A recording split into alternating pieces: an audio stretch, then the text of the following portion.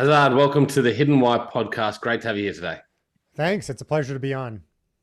Not your first interview, I know, because you're celebrating the launch of your book, The Art of Clear Thinking, a stealth fighter's pilot's timeless rules for making tough decisions. So, very interesting book and certainly going to be an interesting conversation. So, thanks for coming on today. Thank you. My pleasure.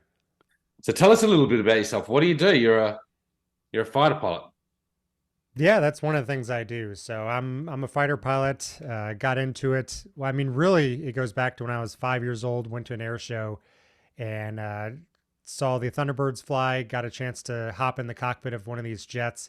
It was an F-16, and was just awestruck by how many buttons it had. It was like Yeah. being in a alien spaceship. So was hooked on that and went about kind of a circuitous path to getting into the Air Force Academy and then a pilot training. And so the last decade plus of my career, I've been flying the F-16 and the F-35. So I know Australia has the F-35. We help train up some of your pilots, fantastic pilots out there. So that's what I do on a day-to-day basis until about 2020. And then I got out and became a writer. So I still fly part-time in the reserves a few times a month in case there's a major war that kicks off. I can still deploy with them. But my primary job is focusing on writing and being an author, getting a book out there. Okay. So, your first book, The Art of Clear Thinking, what prompted you to make that change in career and write this book? So I had gotten back from Afghanistan in 2017, and I had been selected to transition to the F-35. It was still a new jet, so it wasn't IOC as we call it, initial operating capability. So I had a few months until the training course started, and I was writing down some of the stories from Afghanistan because we were there during a really pivotal period of a time. And I realized that I needed to get an audience to be able to write a book. You can't just go out there and write a book anymore, since these publishers, they can't really sell books anymore. They rely on the authors. So I started a podcast and then started social media to really promote the podcast. But ultimately, what I wanted to do was to share some of this institutionalized knowledge. So, as fighter pilots, we've really been on the leading edge of decision making theory for the last 50 years, since John Boyd developed the OODA loop based on his experiences dogfighting during the Korean War. And it Sorry, what really did he hasn't gotten develop? out there. Sorry, he developed a what? Sorry. The OODA loop: observe, orient, decide, act. So, if you haven't had a Okay. chance to read it, I have it over my shoulder. I know a lot of people are probably on audio, but Boyd is a fantastic book. He was one of the key fighter pilots during the Cold War, helped develop the F-16, which I flew. But yeah, we have a lot of institutionalized knowledge in terms of learning, in terms of decision making, and it hasn't really gotten a chance to get out there. So I wanted to write a book that was exciting, that was applicable to a lot of people, almost like a Malcolm Gladwell book combined with elements of Top Gun. So mostly storytelling, because that's how we learn as humans. We don't just learn from a list of facts. We learn from experiences and then the adjacent experiences from other people's stories. So I've tried to put all that information into the book, and it's been well received. So it's great to see it finally out there. So, The Art of Clear Thinking, not just about how to think better necessarily, but making or learning, I guess, as primarily the foundational point of that, and then making better decisions from that. Correct. I think the best compliment you can give someone is not that they're smart, it's that they're a clear thinker. And A as clear fighter pilots, thinker. if you boil my job down, it's to make decisions, thousands of decisions each flight, often with incomplete information and lives on the line. And it's really, if you boil it down, I am in a suit of technology that augments my decisions. I can fly 100 times faster than I could by foot. I can carry far more. I'm thousands of times more capable than I could be on my own. But that's not just for me as a fighter pilot. Really, it's all of us. Our phones can do the job of dozens of people from just a few years ago. Same thing with our computers. Our cars are smart. There are reports now out of Silicon Valley that the next billion-dollar company will be run by three or fewer people.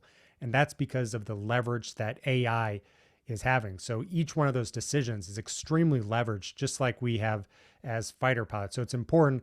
I don't know about you, but I never learned a decision making framework. We never focused on it at school. So it wasn't until I became a fighter pilot that I really started to dive into this. Right. I can tell by speaking with you that you're quite a clear thinker as well. Well, thank you. Like I said, that's the best compliment you can give someone. So flying these fighter jets, I can only assume you have to be perhaps not fairly smart, but you have to be knowledgeable of how to use that equipment around you. But then how to use that in a very rapid situation where you've got uncertain details of information coming at you very quickly, right? Correct. Yeah, these air combat's extremely complicated. One of the biggest misconceptions that people have is it's this 1v1 cage match from like Top Gun. You send up your best plane or two against the enemy's best plane or two, but it's really far from that. It's really, we're sending up dozens, if not hundreds of aircraft, and it's multi-domain. So we have assets on the ground, we have assets in the sea, we have assets in space, even in the cyber world. And so our job is to mission plan these scenarios to develop a plan that can ultimately achieve our end objective. So really complex scenarios that we're trying to drive and ultimately win in. The enemy is doing the same thing. They're targeting our weaknesses, targeting our decision making, the uncertainty. So it's the fog and friction of war is absolutely a real thing. And so it's the person or side that can think the clearest and quickest that usually wins. Okay, so as part of the training which you were involved in towards the later part of your career there, training others to become a fighter pilot jet, these are the things you run them through, how to, learn better, how to learn faster, how to make better decisions, and you've got tools to help you do that. Yeah, absolutely. So I had a really unique experience of helping to develop the syllabus for the F-35. So the F-16 had been set. It had been around since the 1970s. So with the F-35, it's a completely new aircraft, a new paradigm of air combat. There's a lot of different changes. And so in 2017 through 2020, we were trying to figure out how to teach pilots in a new way that's more efficient than it was in the past. Okay. The F-35 presents some unique opportunities since it's such a smart aircraft.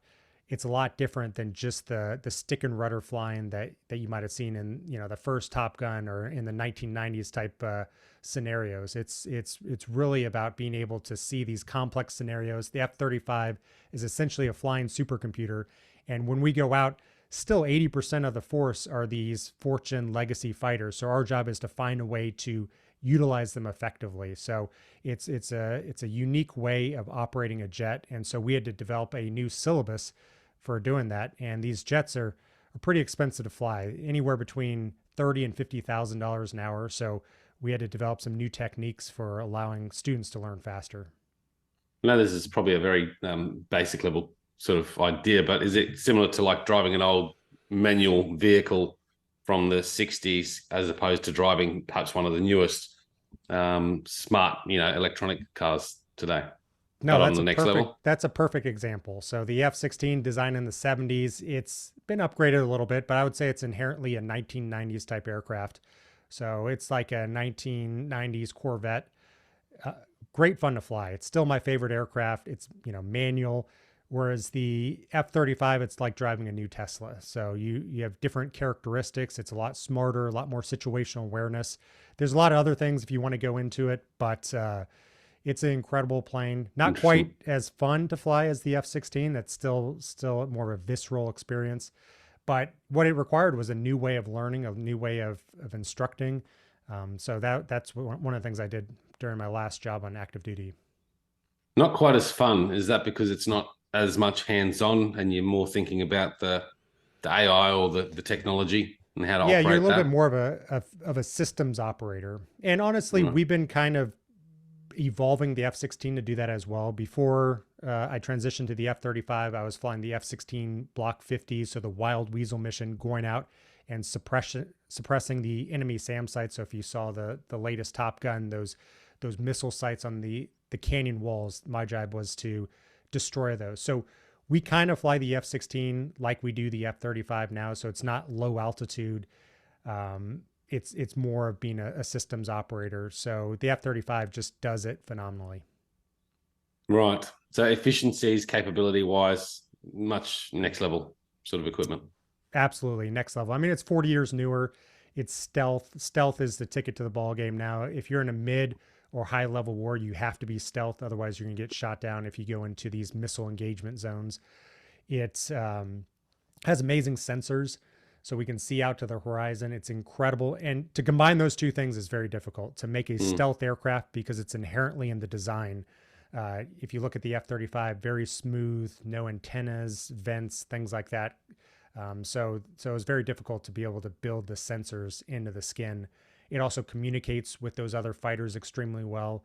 It has sensor fusion, so it fuses all the information together, whereas the F-16, your brain was the fusion. So the best example I could say is like driving that 1990s Corvette stick shift through a city with a computer on your lap with 10 browser windows open. So unfortunately, we had 6 times the C-fit controlled flight into terrain that other platforms did in the F-16, where the pilot was just too busy and either G-lock, G-induced loss of consciousness and hit the ground, or ran into a mountain and killed themselves. So the F-35 does that all automatically. So it allows me to see the battlefield much easier.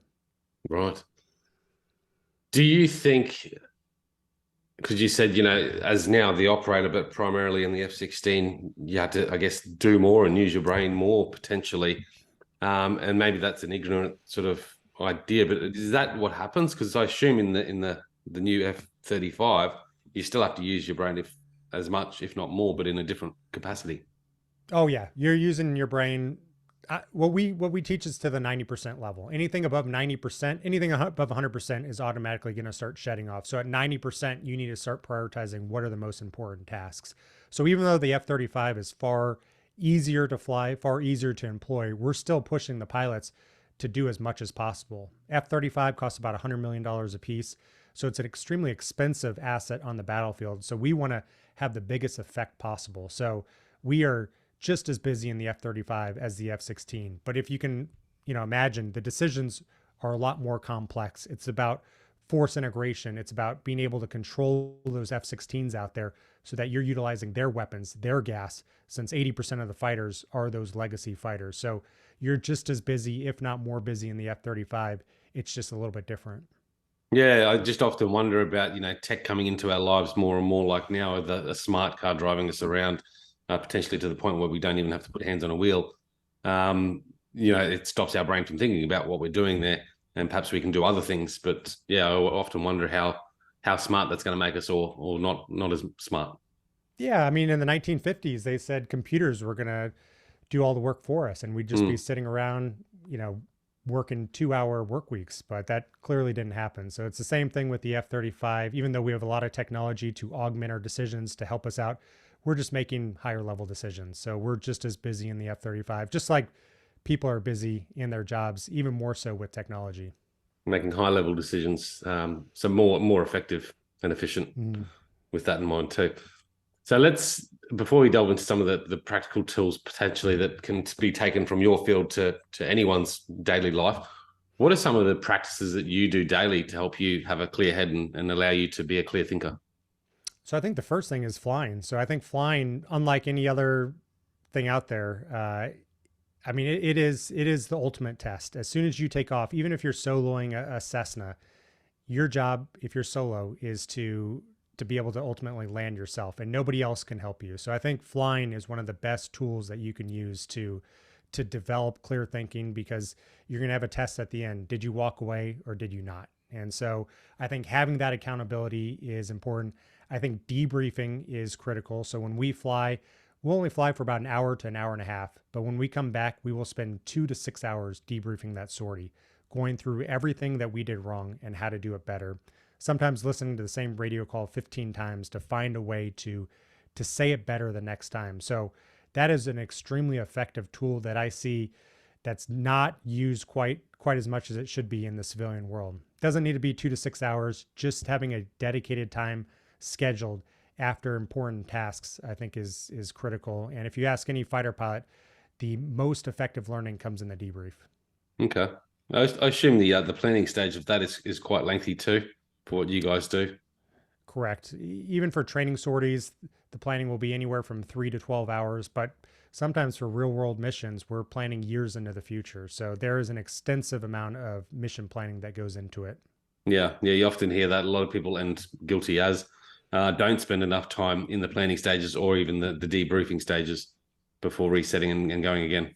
And I would say the debriefing is the one that I see passed over the most. So I see a lot of people planning, a lot of people paralyzed by making decisions. One of the sayings we have is that no decision is a decision, and it's usually the worst one to make. So we have so many decisions to make that if people are getting hung up, especially on non-important ones, you're going to allocate all your time towards, one non-important decision when you can make that quickly, move on to the next one. So I would say people need to speed up their mission planning, but they need to spend some more time debriefing in general, from what I've seen. Okay. How do we get better at making decisions about, what's important to focus on, what's not important to focus on, therefore moving on and debriefing the potentially more critical tasks? So one of the chapters in the book I talk about is Eisenhower's decision to delay D-Day by a day. So there's some poor weather. He chose to delay it for a day. And even though there's a very narrow window of weather, he chose to execute. And so I go through the decision-making in the book, but ultimately Eisenhower was a master at understanding the difference between what was important and what was urgent. And so he would compare those two. And so you can make a quadrant out of them. If you can imagine what's important and what's urgent, that's obviously the most important thing. Most people don't struggle with that. But then a lot of people struggle with what to do, something that's urgent or important. And due to an effect called the urgency effect, most of us bias towards what's urgent. And so those are the email notifications, the meeting invites, things that are just sapping your attention away. And so, one of the studies in the book that I cite is if you can just write your tasks down and put them into these quadrants, what's important and urgent, what's urgent that's not important, what's not urgent but important, and what's not urgent and not important. If you can just write your tasks down, you can increase your ability to prioritize by 60%. So I think that's the first thing you can do to help yourself to prioritize. Yeah. I think it was in a book by Stephen Covey, and he talks about that quadrant: important, non-important, necessary, unnecessary, potentially. Okay. Yeah. I know, a lot of people have run with Eisenhower's decision-making matrix. Yeah. Eisenhower's. Okay. So when you're in a debriefing session, do you guys bring out that chart and put down all the tasks or thoughts you need to discuss? So the way we break it down in our debriefs is through assess, choose, and execute. And that's kind of how I wrote the book. So first, being able to assess the problem in front of you. So if you don't have a proper assessment of the problem, you're not going to be able to consistently make good decisions. So that can be when we're flying. Did we see the correct thing? Did we interpret it correctly? Did we hear the right radio call? After that, did we choose the correct course of action? So we have a lot of tactics. It's like a sports playbook. So there are a lot of different things we can do based on what we're seeing. Did we choose the correct tactic? And then lastly, did we execute it correctly? So there are a lot of buttons, a lot of switch actuations in the jet. It's easy to screw one of those things up. So did we execute it correctly? So that's really how we trap the errors and how we categorize it to be able to improve for the next time. So assess, choose, and execute. So you'd sit down and then look at those three factors as part of what you've just done. Correct. And what part of those areas could be done better. Correct. What are the common errors you find in that sort of process of doing that? It's all over the place. So different people struggle with different aspects of it. So a lot of people aren't able to optimize their cross-check. So our cross-check is what we're focusing our attention on. So they're not focusing it on the most important things. Throughout the different stages of flight, we have to focus on different aspects, and there are different variables to focus on. That's one of the things I talk in the book, is how to identify those key variables of what's important, what's not. And I go into power laws for that. So a lot of people struggle with that. A lot of people struggle with shedding tasks and prioritizing. So they want to do everything perfectly. And with the missions that we're flying, we're pushing people to go past their limit. So they're going to have to shed tasks that they want to do. And so a lot of people, especially young pilots, they don't do that smartly. And so they get task saturated and they don't have a smart plan for being able to free up some mental bandwidth. So that's one. Another one, especially with young pilots, is being able to execute correctly. So they will, I guess the sports word for it is choke. So they will be doing something that they know how to do. They'll make a small mistake, and then the wheels will fall off the bus. They'll continue it'll snowball, continue to make mistakes because they're spending mental bandwidth worrying about that mistake. And that's mental bandwidth that can't go into getting themselves out of the situation that they just got themselves into. So different pilots have struggled with different aspects. Right. Sort of, so executing, I mean, you can practice every day in training, but then under pressure, harder for them to execute. Is that what you're saying? Yeah, that's true. Adding more pressure is important. Another saying we have is that as soon as you put on your helmet, you lose 20 IQ points. So what Right. looks easy on the ground gets a lot more difficult when you're pulling these G forces, flying at these speeds, when your lives on the line, you could easily run into another jet. So it gets much more difficult when you're in the air. So finding a way to smartly put pressure on these students is important. There's an optimal zone of performance. If they go past it, they'll be out of their element. They'll they'll be struggling. One of the studies that the Air Force has done, they started noticing this in World War II, that good pilots were making stupid mistakes in combat, and they were finding that they were overly stressed. And uh, one of the biggest issues with becoming too stressed is you lose your ability to spatially orient yourself and have situational awareness of where other aircraft are in space. That's one of Right. your first skills to lose, and that's obviously really important for a pilot. So those are some important aspects. How do you overcome that with with your training? I mean, do you have any mental tools that you can help people be more aware? Because I just go to the tennis courts and think of the players in that break point pressure situation Mm-hmm. where, even though you can do it, you fumble under pressure. Yeah. So the first thing is going to be preparation. So there's Yeah. no anecdote to solving not having proper preparation. So we spend a lot of time being able to rehearse this and practice it. You don't rise to the level of your expectation, you fall to the level of your preparation. So we will make our mission scenarios more complicated than what we'll see in combat. So that's the number one thing. Now, there are some little tools and tricks that can give you 5%, 10% performance here, which is a big boost. But still, it's not going to overcome a lack of preparation. So one of them is being able to control your breathing. So that's probably the primary way to be able to slow the stress down, to be able to put yourself back into the optimal zone of performance. Right. One of the most stressful things for new pilots is airborne refueling. So being able to touch another jet going 300 knots, about 350 miles an hour. So they can be pretty stressed out, and they'll be what we call squeezing the paint out of the stick. And so being able to control their breathing, box breathing, 5 seconds in, hold 5 seconds, 5 seconds out, hold 5 seconds, that will activate the parasympathetic nervous system and slow them down to get them back into that optimal zone of performance.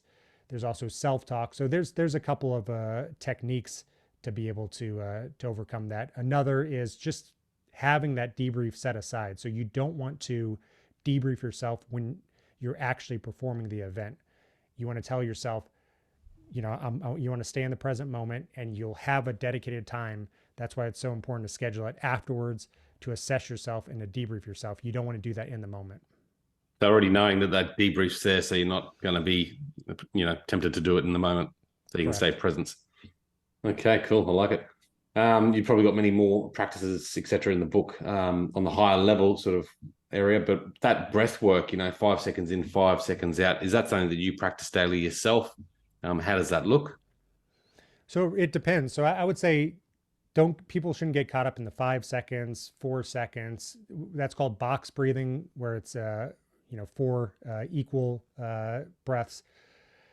It really depends on your oxygen demand. So sometimes when we're dogfighting, our heart rates will get up to 170, 180 beats a minute. So you need a higher oxygen demand, so that box breathing won't quite work. So we have triangle breathing, 5 seconds in, 5 seconds out, hold for 5 seconds. So they're different types of breathing, but I would say the most important thing is just slowing down your breathing, slowing down or activating your parasympathetic nervous system, and returning yourself back to an optimal state. So yeah, the breathing is something that I do. I don't know if it's a daily thing, but when I notice that I'm getting a little bit stressed out, that's what I'll use to get back into the optimal zone.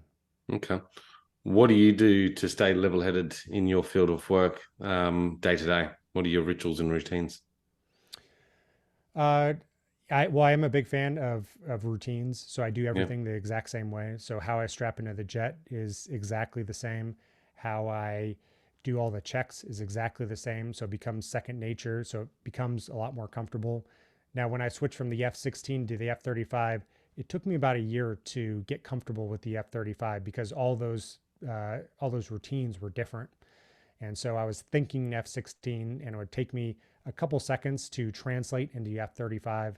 And at the speeds we're flying, it's a mile every 3 seconds. It was much too slow. So it took me about a year before that stuff became second nature. So I would say that's one of the key So the ways to routine, feel more comfortable. why are you a fan of routines? What would you say are the benefits of having good routine? It frees up cognitive bandwidth. So Yeah, it becomes automatic. So you can focus, use your cognitive bandwidth for the important decisions because that yeah. stuff's already automatic. You need the basics down, how to start up the jet, how to do all those basics. You can have that all ready to go, or you can put it down on a checklist if that's your technique. But you want to be using your bandwidth, your critical thinking for the important decisions. No, it makes sense. And what about on the day-to-day level, as far as your physical routines? How do you mentally train and prepare for each day? Do you have any habits and routines that you incorporate to your day-to-day life? Yeah, absolutely. So when we're flying, even though we're just sitting in a seat, it's a crushing amount of force on our body. So upwards of 9 times the force of gravity. So you weigh 9 times as much. Each arm for me weighs 250 pounds, 135 pounds just on my neck. So the problem is, if you lose enough blood, you can pass out and you can die because you'll hit the ground before you wake up. So for me, I work out every day. I like working out in the morning, get the blood flowing. There's a lot of human performance stuff that I do. So trying to get sunlight, trying to stay hydrated. Just 3% dehydrated, you can reduce your G tolerance time by 50%. Eating healthy, sleeping. So I have routines for everything. So I'm a big fan of routines, making things automatic, so that you can increase your performance without having to spend a lot of dedicated time thinking about it. Okay. Any particular practices that you'd like to share with the audience that you typically do? That Working out, I would say looking working out at? is the Yeah, single best thing that probably anybody can do for their health. So one, it yeah. teaches discipline. Two, it helps you to handle more stress. Three, it makes you stronger. It makes your cardio better. One of the issues that we have that new pilots sometimes have is their cardio isn't up to speed. So as you get more tired, you start making poor and poor decisions. So you want to be in peak performance to be able to absorb that stress. And so one of the key ways to do that is through physical exercise. So I'm a huge fan of working out every day. Now you don't have to kill yourself every day, but a 30, 40-minute session every morning. I'm a fan of that. Yeah. How do you stay mentally fit in your role? I mean, obviously that probably plays a big part in everything that you do, including your sleep. And obviously, as you said, if you're tired, you make worse decisions. Yeah, absolutely. So a lot of the same things from a foundational perspective, making sure you sleep, making sure you eat well, staying hydrated. Our missions in Afghanistan would sometimes be 6, 8 hours long. So that's a long time to be flying a jet and to be focused and locked in. So Mm, it can be challenging to do that. Finding ways to take small breaks to be able to prolong that period of being able to stay alert. Um, Again, working out to be able to absorb the stress for that long of a period of time, and then just continuing to operate. So if you can't expect to just step into the arena one day without training and then to be able to crush it and be able to fly an 8 hour sortie. You have to work your way up. You have to prepare for that. in your practice as well. And do you have any mindfulness meditation sort of things that you promote or do yourself to help relax and unwind? Yeah, I think meditation is important. So that's one of the key skills that I started using in Afghanistan because we were doing some very stressful missions. So being able to unwind, um, being able to meditate to unwind was an important part of that. And it also helps to control your focus. Again, no sortie is going to be perfect when you're flying. You're going to make mistakes. You need to focus on the present moment. And meditating is one of the best tools to be able to realize that your mind has strayed and then to come back to the present moment. So I'm a big Mm, fan of meditation. I think it's important to be able to take it off the mat. So not just do it in a sterile environment, to be able to learn those techniques when you're working out, to learn them when they're actually in your job. The ultimate goal is to be able to use it when you're actually stressed. Yeah, nice one. So we talked a lot about developing better decision-making abilities, but what about learning? Like what are some of the techniques we can do to learn better and faster? Most important thing is to prioritize concepts over facts. So information does not equal wisdom.